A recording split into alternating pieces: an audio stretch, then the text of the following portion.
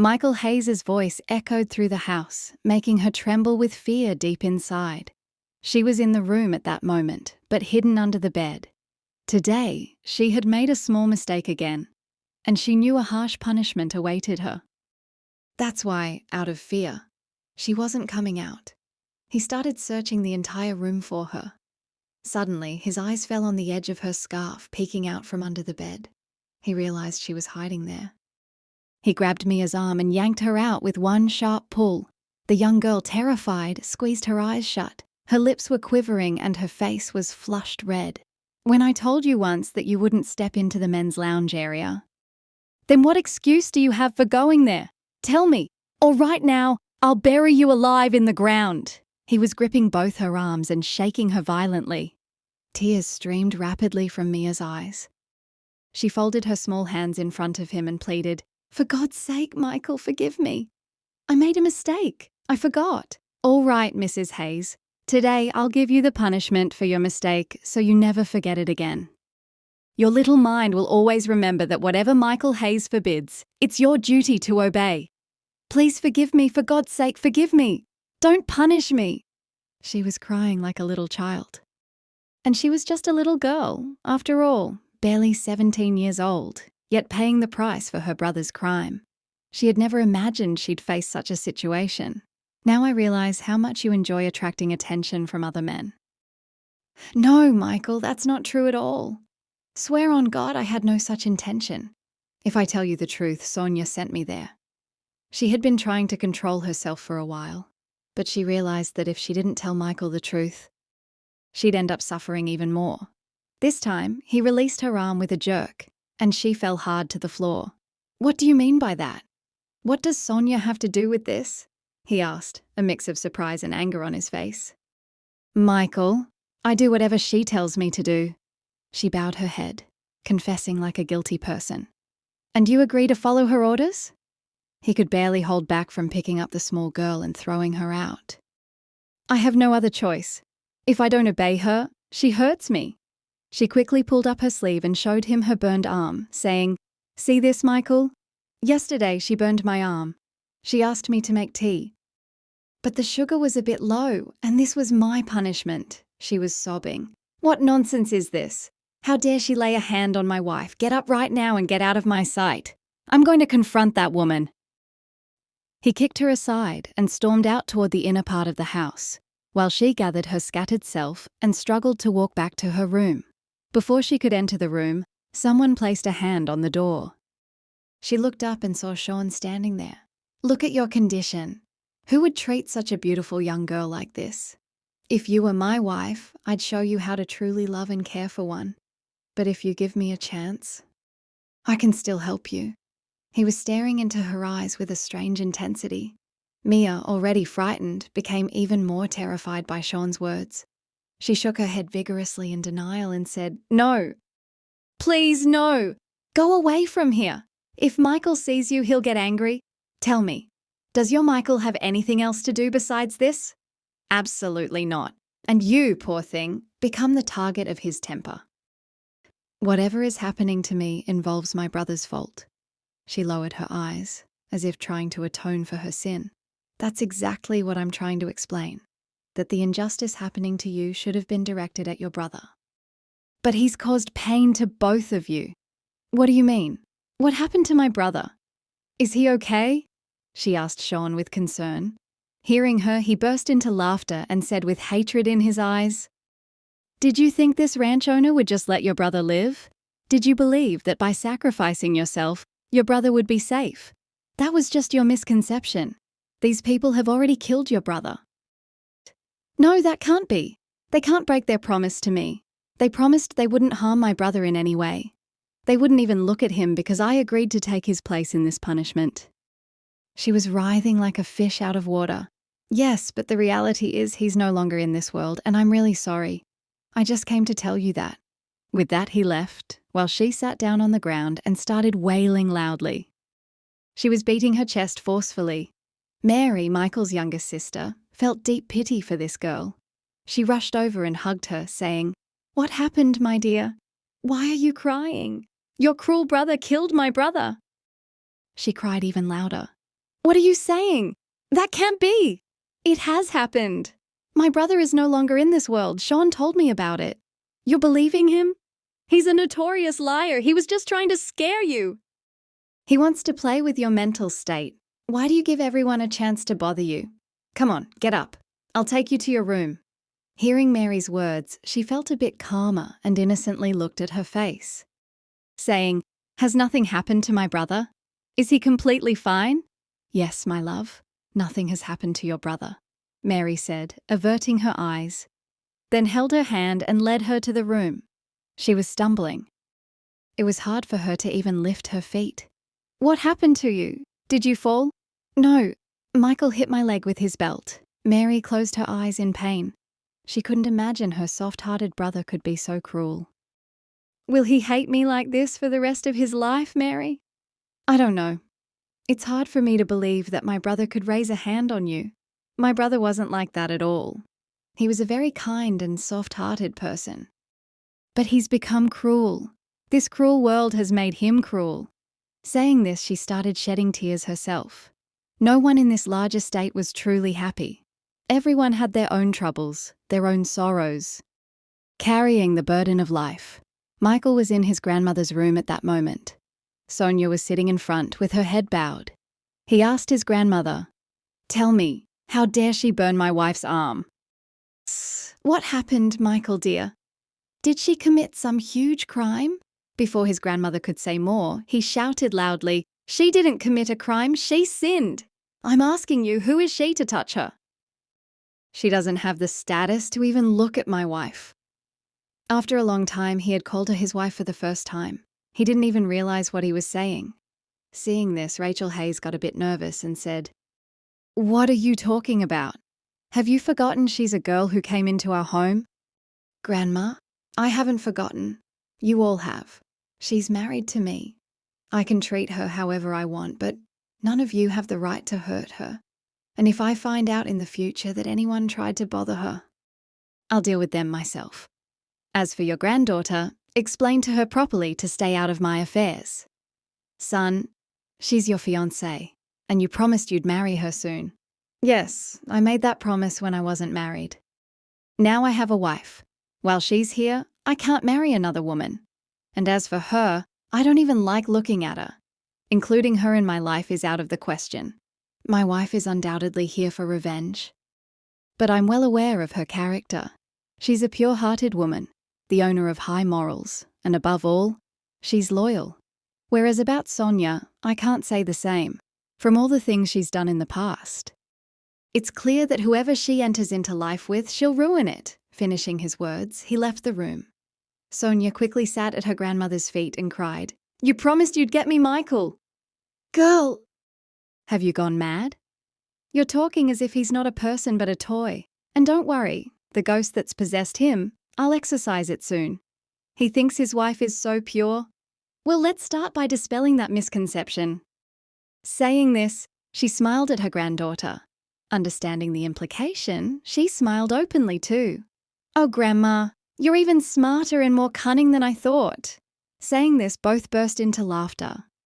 On the other side, when he entered the room, he found Mary sitting with Mia. "Sweetie, what are you doing here?" His tone softened unintentionally. Whenever he saw his sister, his voice filled with love. This was the moment when Mia fervently prayed that he would someday speak to her with the same love, address her the same way he addressed his sister, with the same softness in his tone. "Brother, I need to talk to you about something important." Mary stood up quickly upon seeing her brother. "Yes, dear, go ahead. What is it?"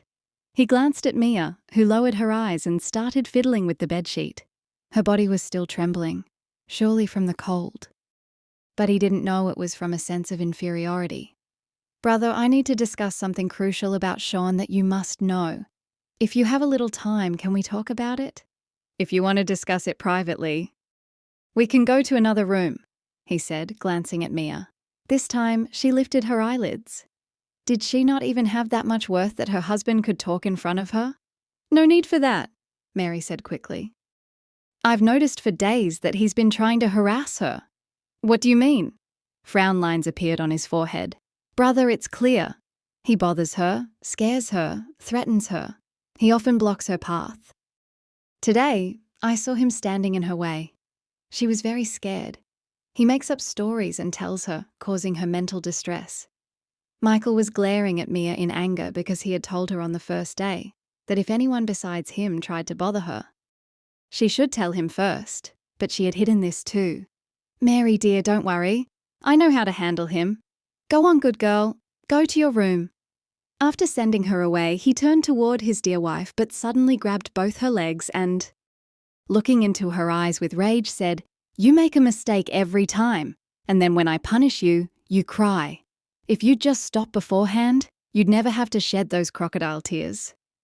He was yelling loudly at that moment, while she, with eyes closed in fear, was apologizing. "Please forgive me. I made a mistake." "Oh, my lady, you make mistakes every time. I don't know when the day will come when you'll do something without error.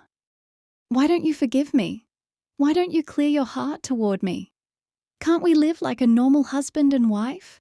she asked innocently, and for a few moments he stared at her face, then laughed loudly and said, "How can you endure all this again?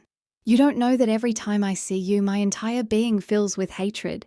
When I see you, your brother's face flashes before my eyes. How can I be soft with the sister of the man whose brother killed mine? You don't know how much I loved my brother. You have no idea how many beautiful moments of my life I spent with him. And you probably aren't aware of how much my brother loved living. He always mentioned his wish in front of me.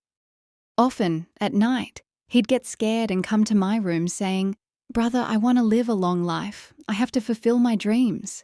But your brother didn't give him that chance and killed him. Your brother not only took my brother's happiness and life, but also stole the smile from my lips. He killed the soft-hearted person inside me. Do you think I was a very cruel ranch owner? Not at all, my wife. I was the owner of a very soft heart. I never even harmed an ant, but since that incident with my brother, I've become hard. I've realized that to survive in this society, it's essential to make yourself tough. But don't worry, my dear. The day your brother falls into my hands, I'll set you free. That day, I promise I won't harm you. My brother is innocent. He has no fault." He was about to leave the room when the girl's voice startled him, and this was the moment when his heart trembled with fear, and the thought crossed his mind. What if her brother really was innocent? "Do you have any proof of that?" he said, looking into the girl's eyes, and she started wiping her tears, shaking her head in denial, saying, "No, I have no proof. But I can say with certainty that my brother is innocent because the night your brother was attacked, my brother wasn't here. He was out of town for some important work. That day, I was at home with Grandpa. When we got a call from your estate, your grandpa threatened my grandpa that if we didn't hand over our son, he'd wipe out our entire family. I was shocked that day too. How could my brother, who was in the city, kill your brother who was in the countryside? I talked to my grandpa too. He told me our enemies tried to frame us." Before she could say more, he raised his hand to signal Mia to be quiet and, smiling into her eyes, said, "Why do you forget you're only 17, while I'm double your age? Do you think you can fool me with such stories? That's just your misconception. I can read a person's mind just by looking at them." "Then you don't know me at all." "Michael, because if you did, you wouldn't torture me so much," she said, lowering her eyes. And he involuntarily stared at her face intently. What was it about this girl that, despite wanting to, he couldn't break mountains of cruelty on her? "Lie down and rest. I'm heading to the city for some important work. I asked you a question. If my brother turns out to be innocent, what will you do?" She repeated the same question. "What do you mean?" "What will I do?" He looked at her face in confusion. "Right now, you're raining mountains of cruelty and oppression on me, and you're not even willing to admit you're wrong. You say whatever pain you're causing me is because of my brother. I just want to ask, if my brother proves innocent with no fault of his, I'll fall at your feet and beg for forgiveness until you forgive me. I'll be ready to do every task you ask of me. But little girl, for all that, your brother needs to be innocent, which I know is impossible. So will you start loving me?" she asked spontaneously, and for a moment he was stunned himself. He stared into her eyes for a while. It was the first time Michael Hayes had averted his gaze from her. "Don't strain your little brain too much." Saying this, he quickly left the room. His heart was pounding fast. How could he tell this girl that he still loved her? And immensely so. She leaned back against the bed and started thinking about her past. That was the most beautiful moment of her life when she first saw Michael Hayes and learned he was becoming the new owner of the ranch in her small town. She had heard many things about Michael Hayes, including that he helped the poor, treated them well, and provided stipends to widowed women to improve their financial situation. Before him, his older brother had been the owner. But he wasn't a good person at all. After a short time, he got addicted to alcohol and drugs, which led to him being removed from the position. This time, when Michael became the owner, she had heard many praises about him from her friends. She was the daughter of the local farmer, Mr. Harper, and belonged to a decent family. But they were nothing compared to the Hayes family. Another major reason was that the Harpers had long-standing feuds with the Hayes over land issues. The Hayes had seized some of the Harpers' lands and weren't willing to return them. That's why her grandpa didn't like Michael Hayes at all. Whenever the Hayes were mentioned in her home, it was with hatred. Her own brother also deeply hated Michael Hayes, but she was the one who had settled this man in her heart. She just wanted to catch a glimpse of him. She wanted to see what a person who could have such good intentions and do such good deeds looked like. There was only one school in this town. Generally, few girls were allowed to attend school, and she was among those few who went to school to get an education. She had told her grandpa she loved studying and would later enroll in college. Her grandpa had no issue with it because she was the darling daughter of the house, so everyone fulfilled her wishes. She was the apple of her brother's eyes. One day, she asked her friend to get early dismissal from the teacher. Her friend had promised to take her to the Hayes estate because her friend's grandpa had good relations with them, and her friend was also friends with Mary. She got a bit worried and said to Summer, "If the Hayes find out I'm from the Harper family, they might kill me, or worse, ruin my reputation." Hearing her, she reassured her, saying, "Don't worry, nothing like that will happen. They won't say anything to you. And I won't tell them about you either. Just come with me and fulfill your wish." Excited, she walked with her toward the estate. Shortly after, they entered inside. Michael Hayes, who had woken up just 5 minutes ago, had red eyes from lack of sleep. But he had to go to the city for an important task, so he woke up early. As she was lost in her thoughts and turned the corner in the hallway, her head suddenly bumped into something solid. She winced in pain. Her scarf fell off her face too. She was on the ground at that moment. Michael's eyes widened fully, and then a smile spread across his lips. She was an extremely cute and innocent little girl. The embodiment of beauty. He generally didn't like young girls, but she was the only one who knocked on his heart. "Miss, God gave you those big button-like eyes to see with," he said in a mischievous tone. And hearing him, she felt embarrassed. She quickly fixed her scarf. "You're very beautiful and look even better without the scarf." He didn't usually flirt with anyone, nor was he in the habit. In fact, he considered people who did so to be bad. But today, unknowingly, he was saying all this himself. "Do you hit on everyone like this?" She made a sour face and said, and he laughed heartily, saying, "No, I don't compliment everyone like this. There's something special about you that drew me in, and I'm ready to admit it." He spoke calmly. He had forgotten he was going to the city for important work. Now, with his arms folded, he stood leisurely watching her.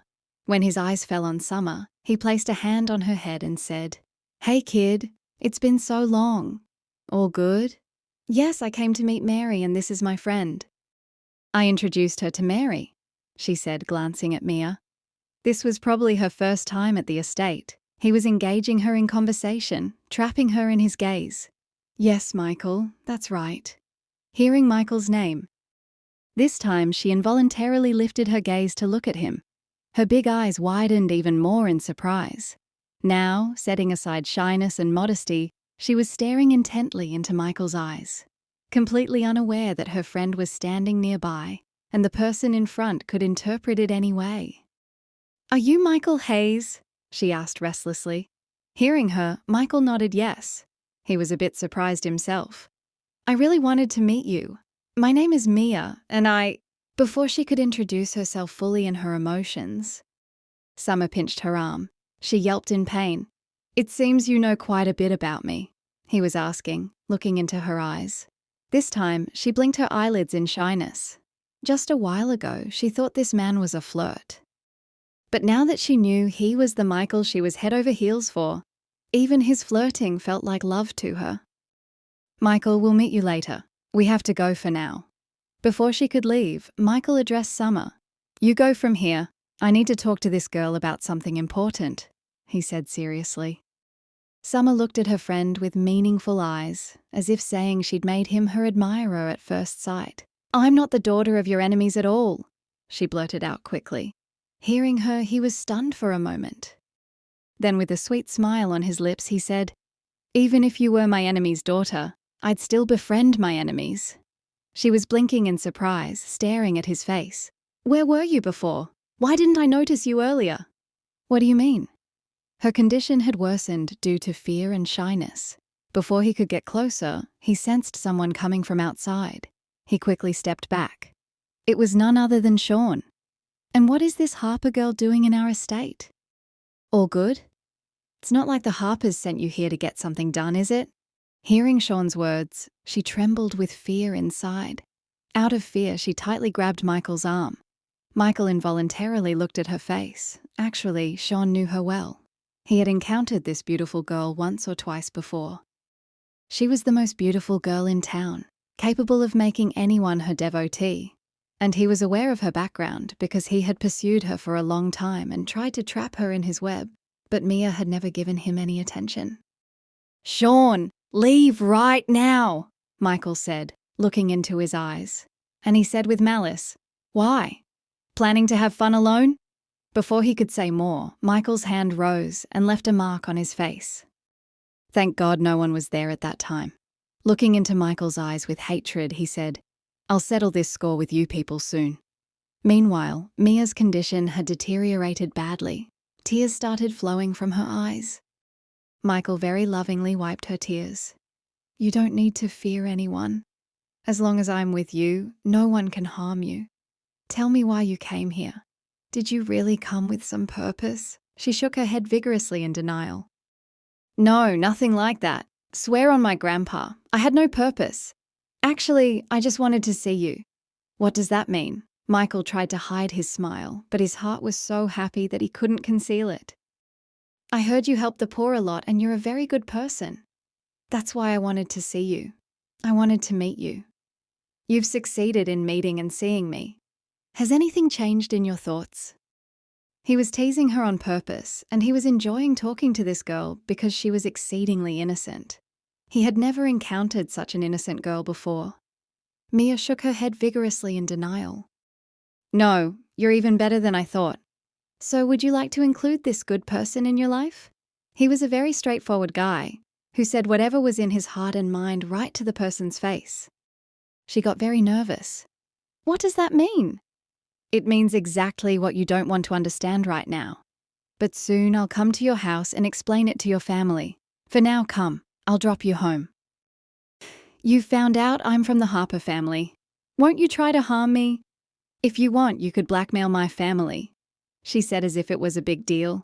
Hearing her, he laughed and said, "No, that's not how we do things here. We don't exploit guests who come to our home, nor do we try to harm them. And you came to our house with such a big purpose. How could I commit such a big injustice to you? Drop me a little distance from the house. If my brothers see, it'll be a huge disaster," she said with a sour face. He dropped her a short distance from home and left. She entered her house laughing and playing. She had never imagined that the person she loved would become part of her life. She considered herself very lucky. When Fiona Harper saw her daughter smiling, she couldn't help but ask, "All good? Today, your smile isn't leaving your lips." This wasn't an ordinary smile, which is why she intensely felt something was off. "Oh no, Mom, nothing like that," she said, tucking her hair behind her ears. It felt like she was saying this while thinking of someone. Fiona Harper wasn't a young or naive woman like her. She was quite wise. Seeing her daughter's state, she had some idea. She grabbed her arm in a firm tone and said, "I can't say for sure what's going on in your mind, but I want to make one thing clear. Never try to bring any foolish thoughts into your head. You know well that you're the honor of your brothers, of your father. Don't do anything that could affect your brother's or father's reputation." "Mom, how could you even think I'd do something like that?" she said restlessly, and she looked at her with a faint smile. "I see the lamps of love burning in your eyes. I know love is an uncontrollable emotion that happens to a person. The person has no control over it. Falling in love is involuntary, but what a person does after falling in love is in their control. I expect from you that you'll keep your father and brother's honor safe." Saying this, she quietly went into the room. Her words made Mia think a lot. She spent the whole night thinking about it and realized that what she had done behind her family's back was wrong. She shouldn't have done it, and if her family found out, they'd start hating her. The trust they had in their daughter would end. Michael Hayes had called her to meet by the riverbank a few days later. She had convinced herself 1,000 times that she wouldn't go. But when the day and time came, she couldn't control herself.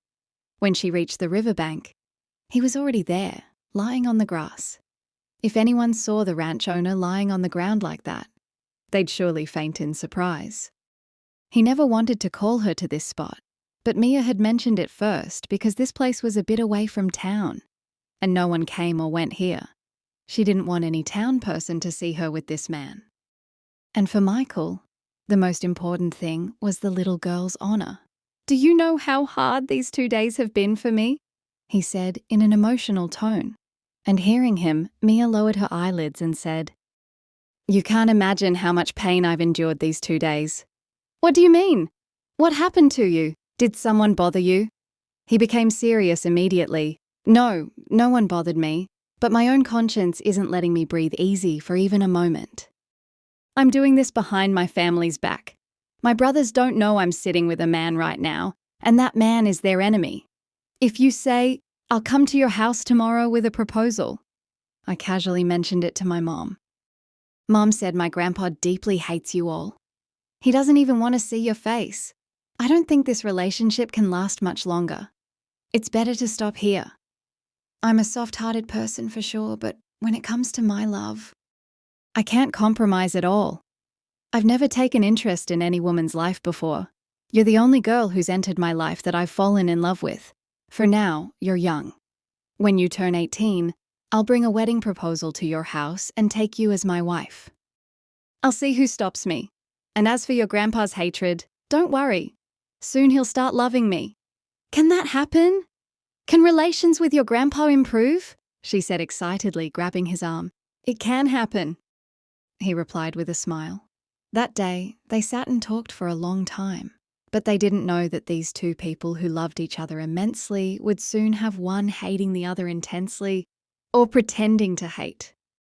That same night, someone killed Michael Hayes' younger brother, and the blame fell on Mia's brother, who was in the city at the time. Mia's grandpa realized someone was trying to frame them, so he told his son not to return to town until he said so. Meanwhile, he'd try to find out who had plotted against them. On the other side, when Michael Hayes learned about it, he turned the whole town upside down.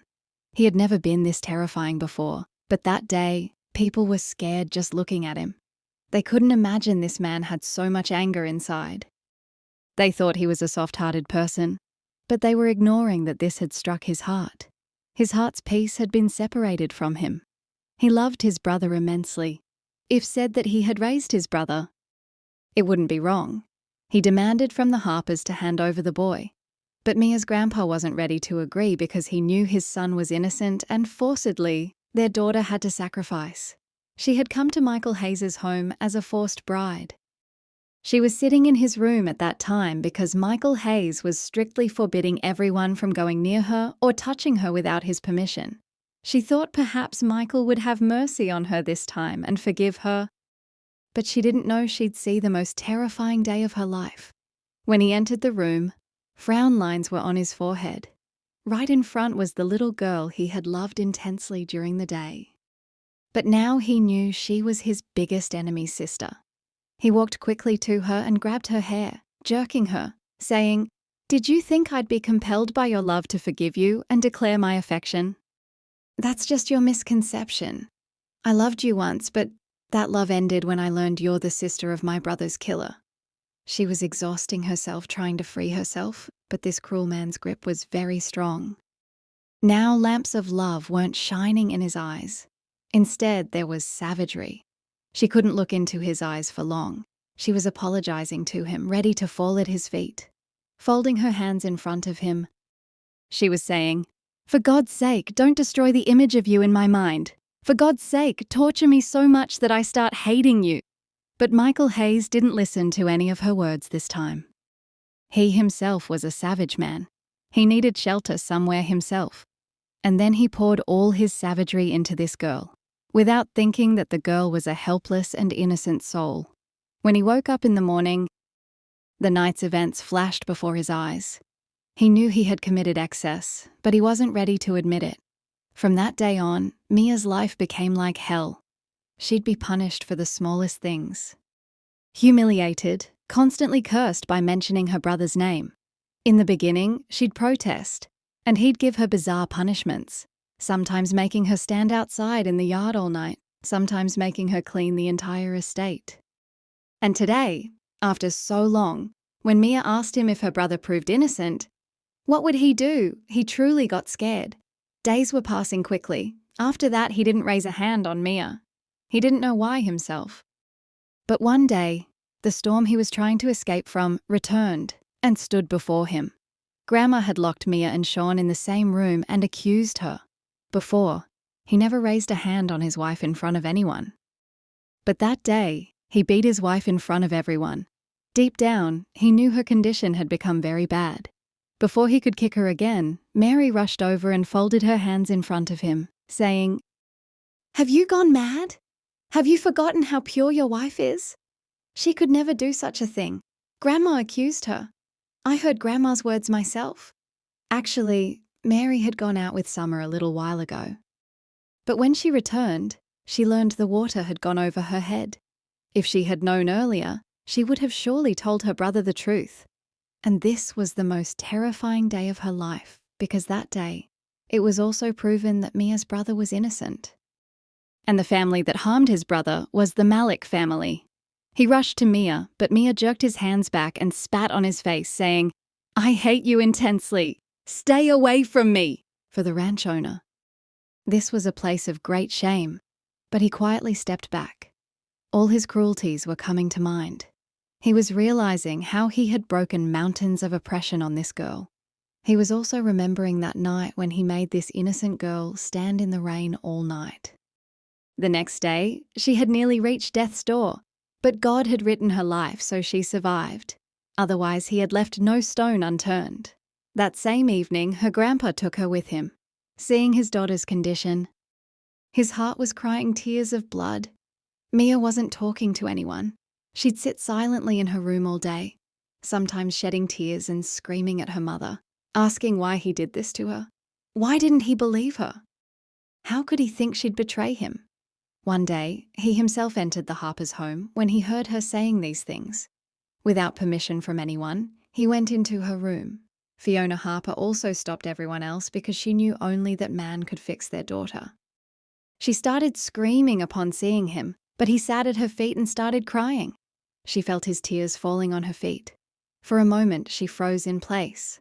The ranch owner was sitting at her feet, crying and apologizing. She tried to pull back, but Michael held her feet. He considered himself worthy of that. "I've done great injustice to you. Forgive me. I'm ashamed. I promise it won't happen again. I'll heal all the mountains of cruelty I've broken on you." "What could I do? I was in great pain myself. You don't know how much I loved my brother. You should have believed me," she said in a low voice. "I do believe you, and I always will. But that day, I don't know why I went mad."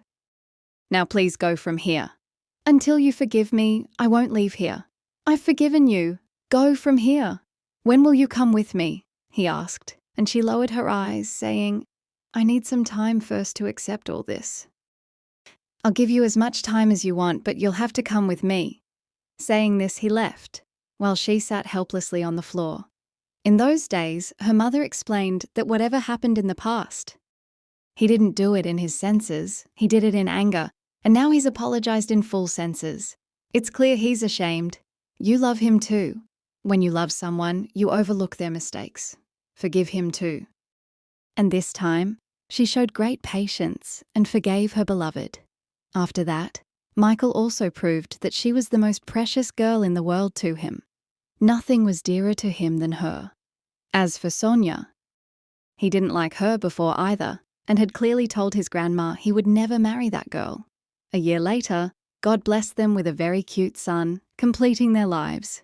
He had punished his brother's killer, which had brought some peace to his heart. But often when he remembered, he'd get very restless. Then Mia would become his support. If you liked our story, like our channel and subscribe. Turn on the bell notification too, so you get every upcoming fun story on time.